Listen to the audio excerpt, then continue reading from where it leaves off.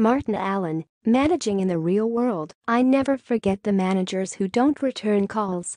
Martin Allen returns with his latest column for Sportsmail.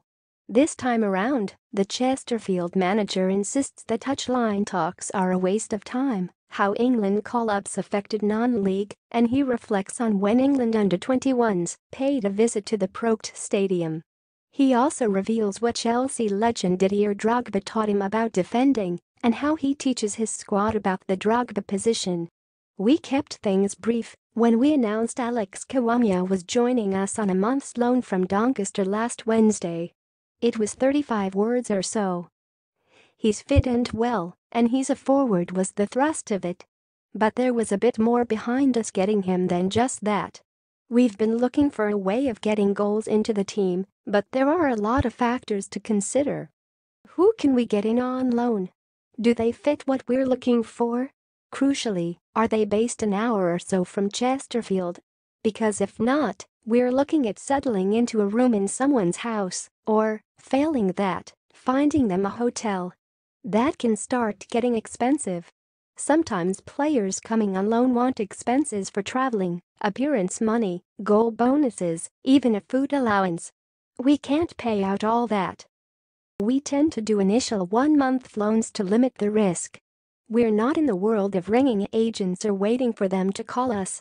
I've been ringing around my contacts at other clubs these past weeks looking to see who might be available. Sometimes managers call you back. Sometimes they get their assistants to call you back. Sometimes they don't call you back, which you don't forget, by the way, because great days always come in management when you need to call in a favor.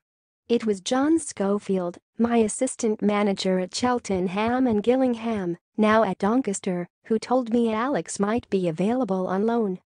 He's a seriously rapid player, can operate on either flank or play up the middle. He's 22, was a member of the Chelsea youth team that won the UEFA Youth League final 3 years ago, and, having moved to Doncaster following a few loan spells, the club want him to get more game time.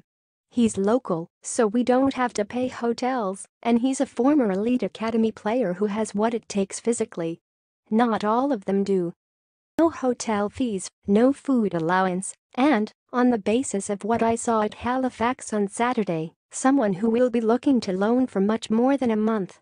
Our 1-1 draw at Halifax was on BT Sport, and I've managed enough games at our level to see how much the broadcasting of what is now the National League has improved.